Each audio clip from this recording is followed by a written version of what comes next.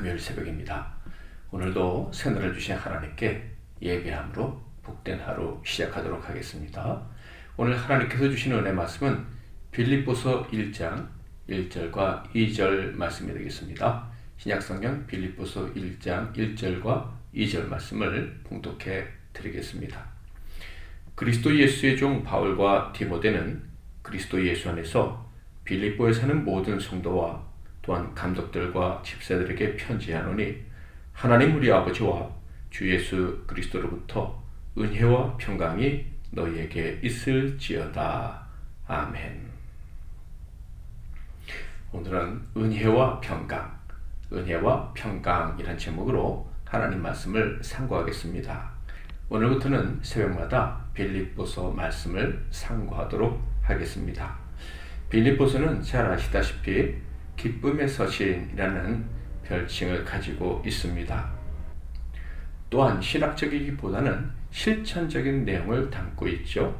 그러니까 성도가 실제 살아가는 삶 속에서 이런 상황에서는 어떻게 해야 되고 저런 상황에서는 어떻게 해야 되는지에 대한 구체적인 내용들을 가르쳐주고 있습니다. 즉 성령과 동행하는 신자가 어떻게 하면 기쁨의 삶, 화목의 삶, 찬양의 삶을 살아갈 수 있는지에 대해서 잘 가르쳐주는 귀한 책이다라고 할 수가 있겠습니다.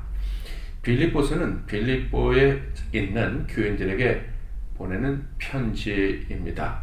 옥중 서신 중에 하나이죠. 에베소, 빌립보, 골로새, 빌레몬 이 네 서신을 옥중 서신이라고 하는데 이 빌립보서는 그 중에 첫 번째로 등장하는 옥중 서신입니다. 사도 바울이 로마 감옥에 갇혀 있을 때 빌립보 교인들을 위해 기록한 편지다라고 알려져 있습니다. 사도 바울이 로마 감옥에 갇혀 있을 때는 순교를 얼마 남겨놓지 않았던 때입니다. 그러니까 사도 바울의 말년에 쓴 책이다, 쓴 편지다라고 볼 수가 있겠죠. 자, 그렇다면 빌립보는 어떤 도시냐? 마게도니아 지방의 핵심 도시입니다. 그래서 이 로마 선교의 전초기지다. 마게도니아 지방에서 복음을 전했는데 그것이 로마 사람들이 살던 곳이에요. 그래서 그 마게도니아로부터 시작해서 결국 로마에 복음을 전하게 되었다. 그래서 이 빌립보라는 도시가 매우 중요한 도시이죠. 사도 바울이 어떻게 빌립보에 가게 됐는지는 아주 유명한 환상을 통해서 알려지고 있습니다. 바로 마게도냐인의 환상이에요. 사도행전 16장에 있는 말씀인데 9절부터 10절을 읽어보겠습니다. 밤에 환상이 바울에게 보이니 마게도냐 사람 하나가 서서 그에게 청하여 이르되 마게도냐로 건너와서 우리를 도우라 하거늘 바울이 그 환상을 보았을 때 우리가 곧 마게도냐로 떠나기를 힘쓰니 이는 하나님이 저 사람들에게 복음을 전하라고 우리를 부르신 줄로 인정함이러라. 사도 바울은 서쪽이 아니라 동쪽, 그러니까 터키 지역에 가서 복음을 전하려고 했습니다. 그러나 하나님께서 강력하게 서쪽으로 가라고 명령을 하셨죠. 환상을 통해서 유럽으로 가라고 하나님이 명령을 해주신 거예요. 그래서 사도 바울이 이 명령을 받고 마게도냐에 있는 빌립보에 가서 복음을 전하게 됩니다. 2차 선교 여행 중에 사도 바울이 마게도냐에 가게 된 거예요. 그 마게도냐의 첫 번째 도시가 바로 빌립보다라는 것입니다.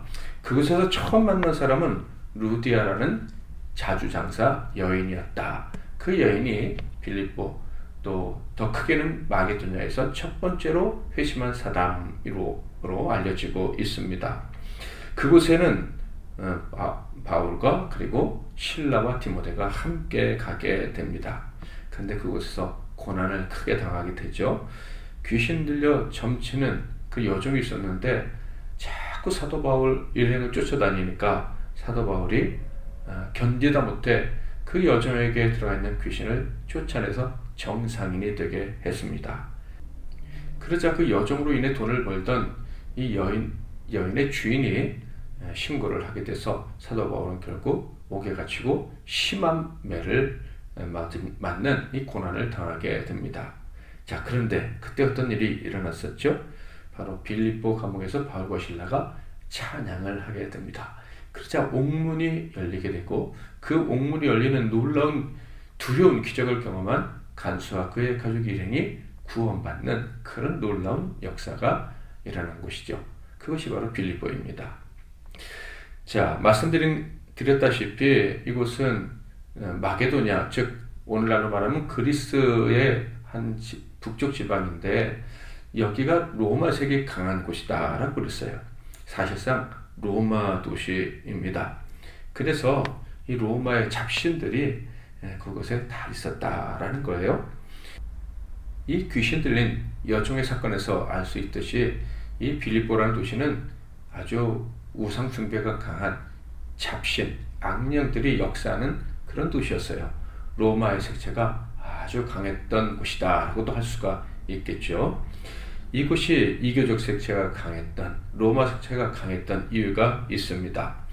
이 도시는 알렉산더의 아버지 빌립이 세운 도시입니다. 기원전 360년에 세웠는데 로마 수중으로 기원전 168년에 넘어가게 됩니다. 그러자 안토니우스, 옥타비우스 등에 의해서 이 도시가 완전히 로마화가 되는데, 특별히 이 옥타비우스는 이 은퇴한 군인들을 대구 이주시켜서, 그러니까 이태리 로마 군인들이죠.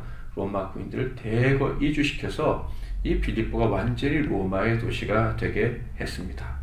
그러니까 이 빌립보에 사는 사람들은요, 특권의식이 아주 강했습니다. 우리는 로마 시민이다, 우리는 로마 사람이야 라는 특권이 아주 강했고, 당연히 로마에 있었던 잡신들을 다 가져다 섬겼다라는 거예요. 이 빌립보는요, 사도 바울이 2차 전도 여행 때 전도하고 교회를 세운 그런 도시인데, 3차 전도 여행 때도 들러서 아주 오랫동안 머물렀던 곳이 바로 빌립보입니다. 마게도냐 지방에 가서 전도 여행을 하면서 대부분의 시간을 이 빌립보에서 보냈다라고 할 정도로 이 빌립보 교회와 사도 바울은 유대 관계가 아주 강력했었다라는 것을 알 수가 있습니다. 자, 이 빌립보서는 이렇게 시작이 됩니다. 1절, 그리스도 예수의 종 바울과 디모데는 그리스도 예수 안에서 빌립보에 사는 모든 성도와 또한 감독들과 집사들에게 편지하노니. 빌립보 교인이 그리스도 예수 안에 있다, 이렇게 얘기를 합니다. 그러니까 빌립보 교회는 주님의 교회다, 이런 얘기고요.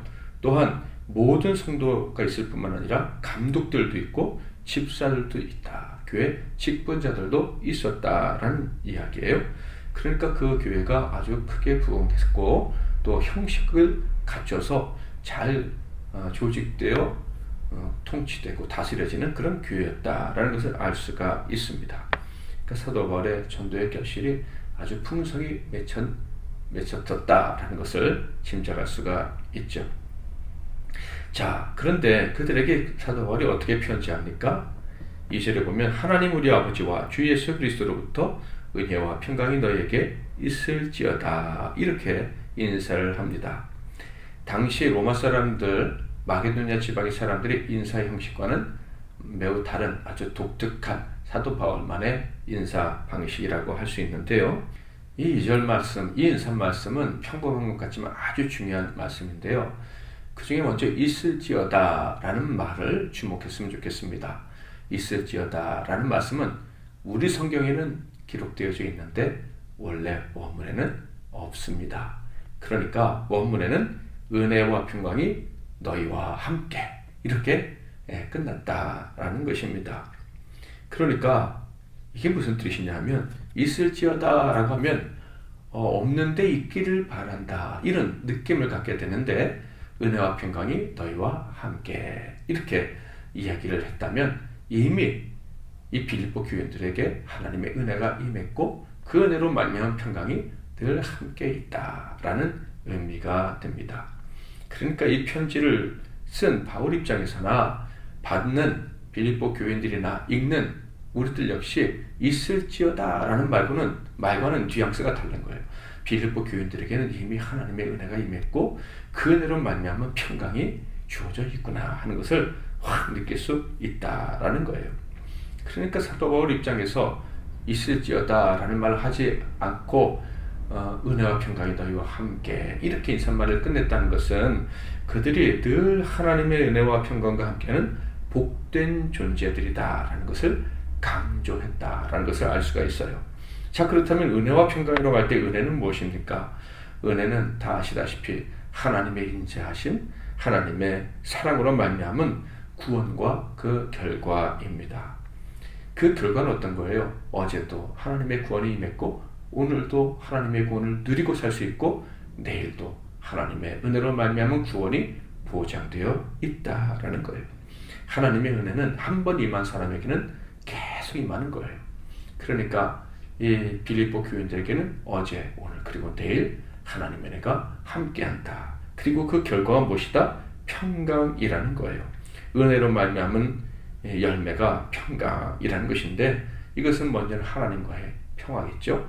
그리고 하나님의 백성들과 즉 성도들 사이에서 누리는 평화, 나아가 범사와 그의 삶에 벌어지는 모든 환경들과 이 사이에서 누리는 평화, 즉 절대적인 평안, 평화를 이야기하는 거예요. 그러니까 사도 바울이 빌립보 교인들에게 하는 인사말은 너희에게는 하나님의 은혜로 말미암은 절대적인 평안이 있다. 절대적인 평화가 있다는 것을 내가 알고 있다. 너희들은 그러므로 참으로 축복받은 사람들이다. 이렇게 인사하고 있는 거예요. 순교를 앞둔 사람이었죠. 미래를 기약할 수 없는 사람이었습니다. 누가요? 감옥에 갇혀있는 사도 바울이. 그럼에도 불구하고 사도 바울의 마음속에는 기쁨이 있었던 거예요. 자기를 통해 전달된 이 복음으로 말미암아 하나님의 구원을 누리고 그 구원 때문에 절대적인 평화를 누리고 살아가는 빌립보 교인들을 생각할 때 마음이 크게 기뻤다라는 것을 알 수가 있어요. 사랑하는 성도 여러분, 저와 여러분이 구원받아서 평화를 누리는 것, 이것 역시 정말 기쁜 일인데 우리를 통해서 다른 사람들이 한 사람 혹은 두 사람 더 많은 사람들이 그리스도로 말미암은 구원의 은혜를 누리고 그 구원의 은혜로 말미암은 평화를 누리고 살아갈 수 있게 된다면 얼마나 복된 일입니까? 그만큼 우리를 기쁘게 만들어주는 일은 없을 거예요. 그래서 예수님이 땅끝까지 이르러 내 증인이 되라, 복음을 전하라 하신 말씀은 주님을 위한, 하나님 나라를 위한 말씀이기도 하지만 그도 먼저 우리에게 진정한 기쁨을 계속해서 누리고 살게 하시려는 하나님의 크신 뜻이라는 것, 사랑의 명령이라는 것을 우리는 기억해야 할 것입니다. 빌립보서를 저술한 목적은 여러 가지로 설명할 수 있는데요. 첫 번째로는 이 하나님의 은혜 안에 있는 이 교회에 대한 사도 바울의 기쁨을 표현하기 위한 것입니다. 내가 너희들처럼 기뻐하는 것처럼 너희들도 그리스도 안에서 이 교회로 말미암아 기뻐할 수 있기를 바란다라는 마음으로 빌립보서를 기록했다 하는 거예요. 또한 감옥에 갇혀있는 사도 바울을 빌립보 교인들이 도왔거든요. 그것에 대한 감사를 표현하기 위해서 빌립보서를 기록했습니다. 또 다른 목적은 이렇게 복음으로 말미암아 옥에 갇혀도 계속해서 복음 사역은 감당할 수 있다. 어떤 고난이 닥쳐오더라도 낙심하지 말고 기뻐하며 복음을 전해라 라는 목적으로 빌립보서를 기록했습니다. 즉 고난도 복음 증거의 도구가 될 수 있다는 거예요. 그리고 그 밖에 일상생활에서 필요한 교훈들을 주기 위해서 빌립보서를 기록했습니다. 이것은 우리가 계속해서 빌립보서를 묵상해 가면서 하나하나 살펴보게 될 것입니다. 결론적으로 빌립보서 강해를 통해서 우리는요, 사도 바울의 기쁨에 동참하게 될 것입니다. 그렇게 되기를 축복합니다. 성령을 통해서 우리에게 주신 구원의 은혜를 점점 더 크게 느끼고 그 구원의 은혜를 느끼며 살아가는 가운데 절대적인 평강이 나와 함께 하는구나 하는 사실을 깨달아갈 수 있기를 바랍니다. 성숙한 교회와 교인으로 성장할 수 있기를 바라고 삶에 필요한 모든 교훈들, 특별히 영적인 삶을 기쁨으로 영위하기 위해서 필요한 교훈들을 빌립보서를 통해서 얻게 되리라 기대합니다. 오늘도 은혜와 평강이 나와 함께 하시는구나 하는 사실을 기억하고 기도하고 복된 하루를 시작하시는 기쁨이 가득한 삶을 시작하시는 저와 여러분이 다 될 수 있기를 주님의 이름으로 축복합니다. 오늘 추천해드릴 찬양은 은혜가 풍성한 하나님은입니다. 제가 먼저 잠깐 기도하고 여러분 각자 기도하시고 하루를 시작하시기를 바랍니다. 하나님 아버지, 우리에게 복음이 임한 날부터 하나님의 은혜와 그 은혜로 말미암은 평강이 우리와 함께하여 주시니 감사합니다. 이미 하나님의 은혜가 우리와 함께해서 오늘 그리고 내일도 하나님의 구원의 역사가 우리 삶 가운데 나타날 줄 믿습니다. 이 사실을 믿는 믿음으로 오늘 하루 하나님 주시는 평화, 평강을 누리며 살아가게 하옵시고 나아가 이 놀라운 복음을 사랑하는 이들에게 전해서 사랑하는 이들도 우리와 같이 은혜와 평강을 누릴 수 있도록 우리를 사용해 주옵소서. 예수 그리스도의 이름으로 기도하옵나이다. 아멘.